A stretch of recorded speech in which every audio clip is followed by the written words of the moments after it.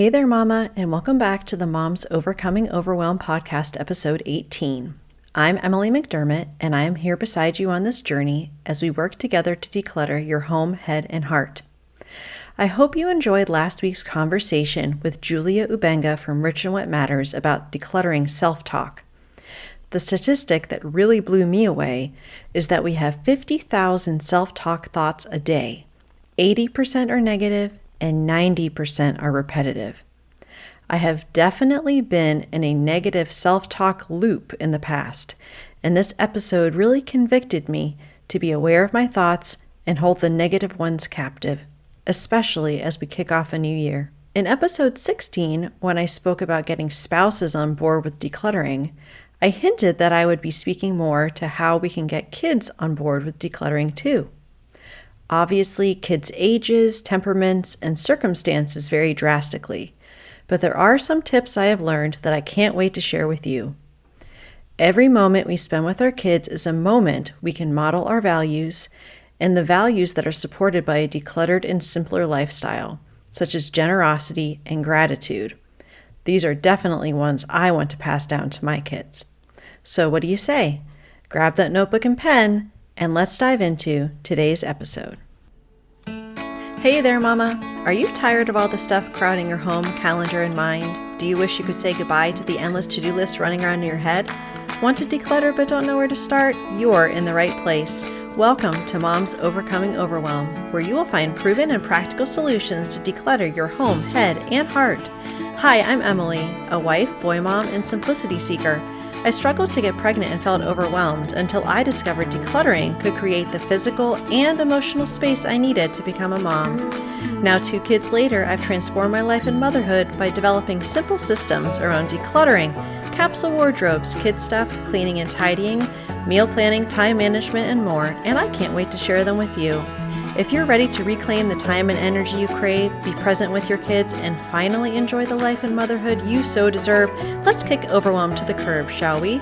Grab your lukewarm coffee, your notebook and pen, and clear up some counter space. Let's do this. We are finishing up the 5-day decluttering challenge in the free Facebook group, and let me tell you, these mamas are rocking it. It's not too late to join in. 15 minutes of decluttering a day for 5 days.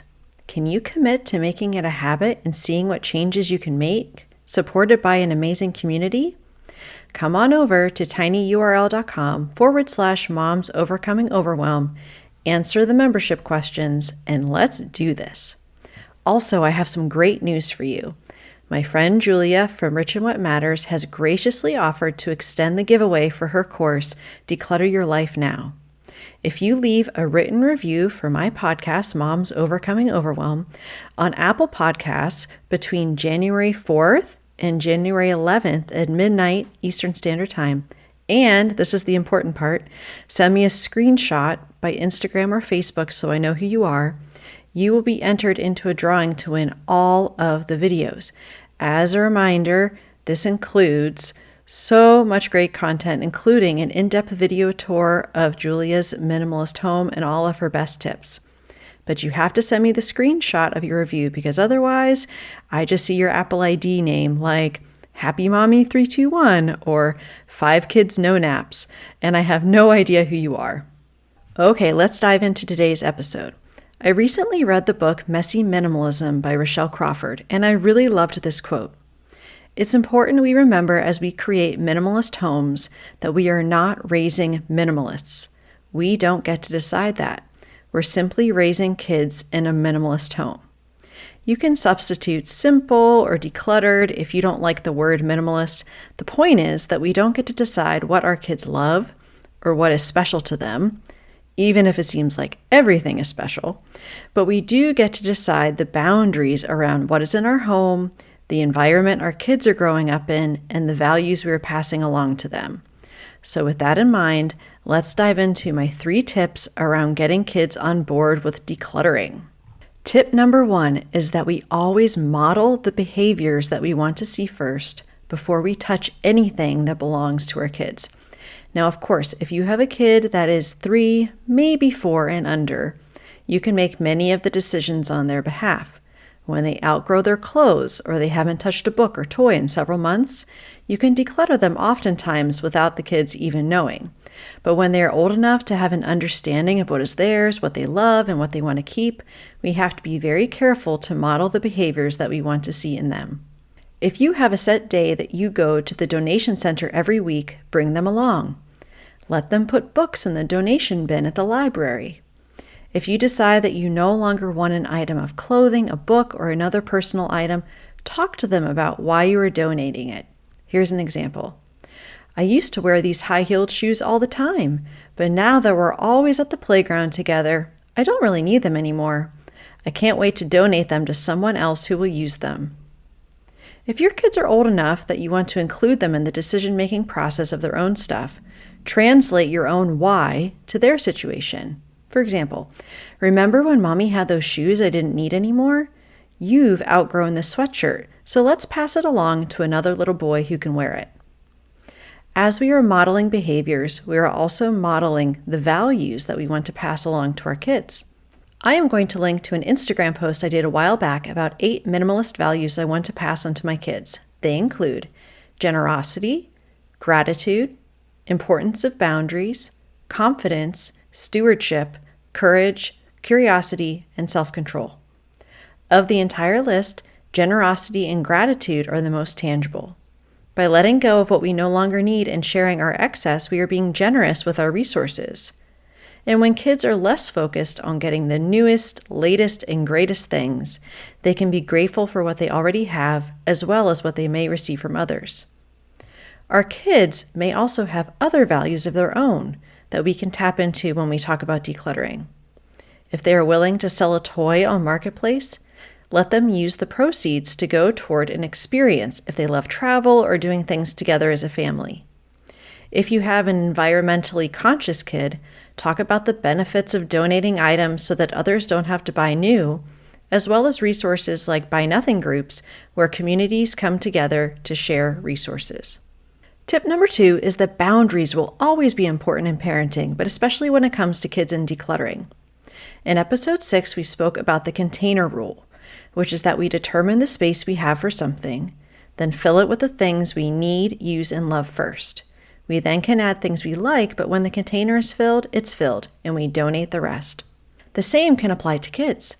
Physical boundaries show them that they have limited space for certain things, or put another way, there is not unlimited space in the home that you all share as a family for their stuff. Again, I'm going to link to a reel that I did about physical boundaries in my kids' rooms. They have a cork board on their wall for the artwork they want to display, and they also have a shoebox they use for treasures. I use that term loosely. All the trinkets they get from school, birthday parties, Halloween, the dentist, you name it. Once the container is full, they have to make decisions about what stays and what goes. Now, if you have kids who think everything is special, every craft, every piece of artwork, everything they've ever created, then you may want to consider creating a purgatory for stuff when it first comes in your door and you're not sure if they're going to ask about it.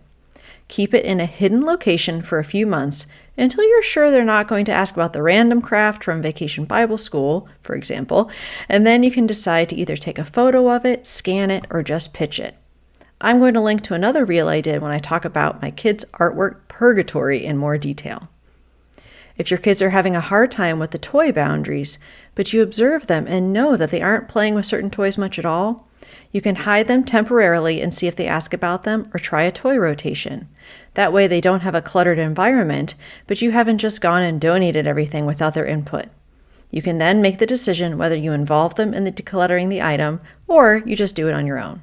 My last and final tip, tip number 3, is to remember the impact that clutter has on your kids and recognize that you are helping them to be less overwhelmed by their stuff and their choices.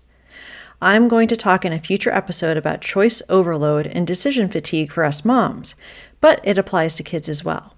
If we are ensuring our kids are brushing their teeth, eating a vegetable once in a while, and getting adequate sleep, we need to understand that clutter is visual and tactile stimulus overload, and that too many choices between stuff is too much for their developing minds.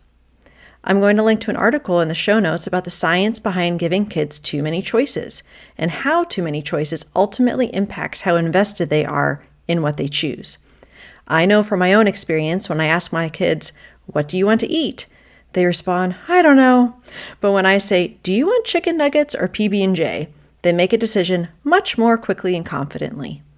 When you limit the stuff your children have in their home environment, you are not only helping them to more easily process what is going on around them, but you are helping them make decisions, gain confidence, and feel like their home is a safe haven rather than an overwhelming place.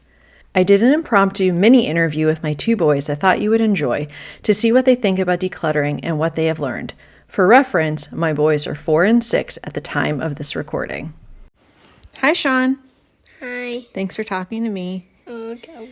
Okay, so sometimes when we know we're getting new toys in, do I ask you about toys you already have? Like whether you want to donate them? Yes. Okay, and what do you usually say? No. Do you sometimes say yes? Yes. Okay, and then who do those toys go to? I don't know. They go to other kids. So when we donate things, they go to other kids that don't have things, right? Yeah. Okay. And do you like the number of toys that you have? Yes. Okay. When you know your birthday is coming up and then mommy says we need to find homes for the toys you're going to have, is it easy to find a home for where they're going to go in the basement? No. What do we have to do so that there's space for them? Clean things. Yeah, clean things up, move things around. Hi, Andrew. Hi. Can you tell me what donate means?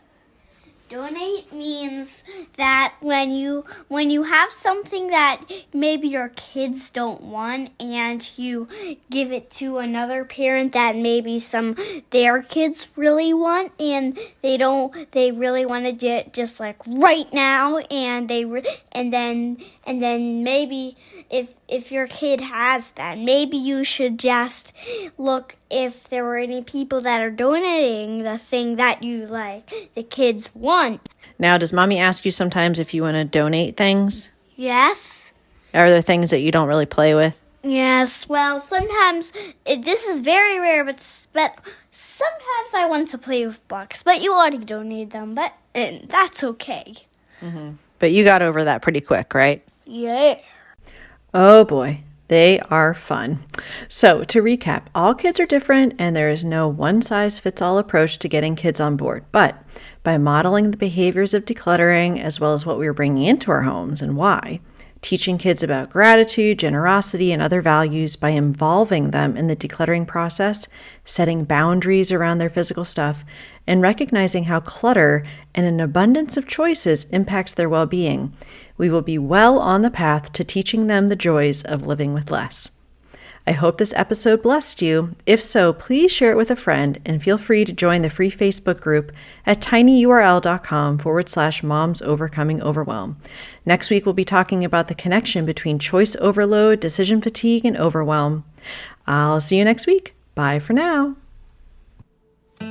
If you like today's podcast, here's what you can do. Just take 30 seconds to leave me a review. I know you're a busy mama. You're overwhelmed, in fact. But 30 seconds of your day makes such an impact. I'll be blessed by your words. They'll definitely make my day. And who knows, you might be entered for this month's giveaway. In Apple Podcasts, scroll down to write a review. Thanks so much for your time. I'm so grateful for you.